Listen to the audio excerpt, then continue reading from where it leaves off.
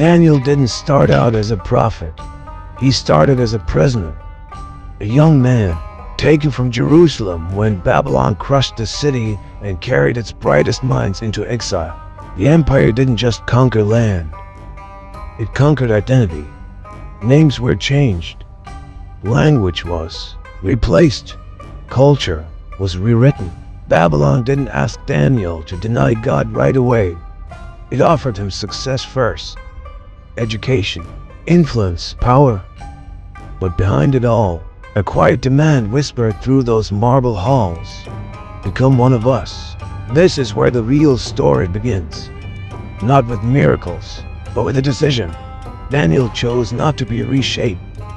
He refused the king's food, not because of some diet plan, but because every empire feeds you to make you forget who you are. And in that small act of resistance, Daniel declared something dangerous. Power does not own me. This is why pride hates Daniel, because pride believes that your position creates truth. Daniel believed truth creates your position. Then came the dream. King Nebuchadnezzar ruled the known world, yet sleep escaped him. A statue appeared in his vision, glorious metal stacked on top of each other, gold, silver, bronze. Iron, each layer strong, each one impressive, until a stone, not cut by human hands, struck the statue's feet, and the entire structure collapsed into dust. Daniel explained what no one else could. Empires rise, empires shine, empires fall. History does not belong to the arrogant. It belongs to God. The king listened, but pride only bows for a moment. Soon, another statue was built. This time, not in a dream, but in reality. Towering over the plain, music filled the air. The crowd knelt. The system worked perfectly. Everyone bowed, except 3 men. They were offered a simple deal: bow and live, or stand and burn. Their response dismantled pride itself. Our God can save us, but even if he does not, we will not bow. Faith without guarantees terrifies power. They were thrown into the fire meant to erase them. Soldiers died just from the heat.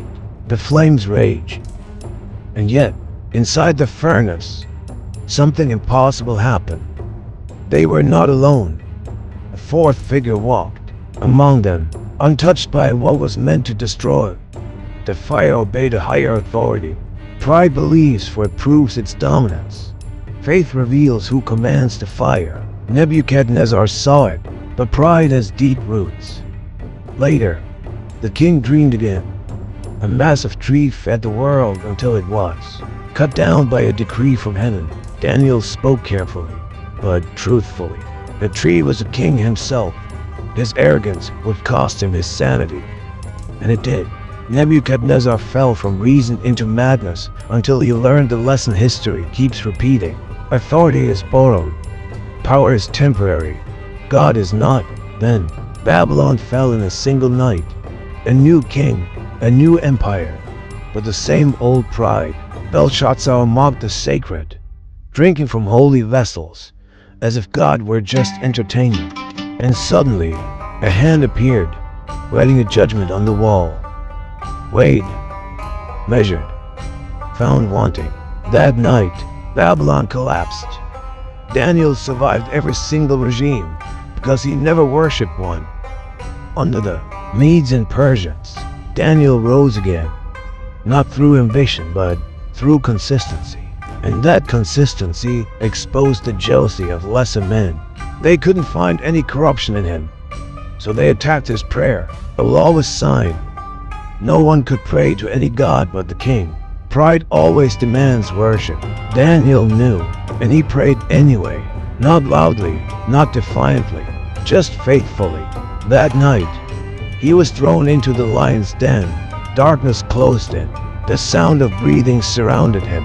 Power believed it had finally silenced truth. But morning came. The king ran to the pit, desperate, afraid. Daniel, did your God save you from the darkness? A calm voice replied, God sent his angel and shut the mouths of the lions. Daniel walked out untouched, because pride devours everything except what belongs to God. Then the story changes. Daniel begins to see beyond time. Visions of beasts rising from chaos. Empires portrayed not as noble institutions, but as predators, each one driven by hunger, dominance, and ego. Then, a courtroom appears. The Ancient of Days takes his seat.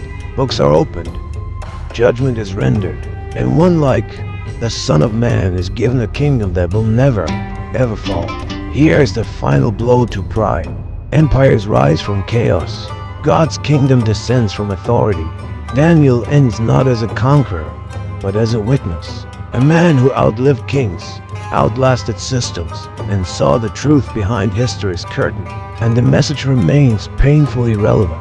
Pride says you are self-made. Faith says you are sustained. Pride says adapt or disappear. Faith says stand and endure. Daniel proves the miracle was never the fire or the lights. The miracle was that the empire could not rewrite his soul. And the question is no longer about Daniel. It's about you. When success demands your silence, when comfort asks for compromise, when pride offers you a throne, who will you belong to? That is the call. Not to watch history, but to stand inside it. Thanks for watching.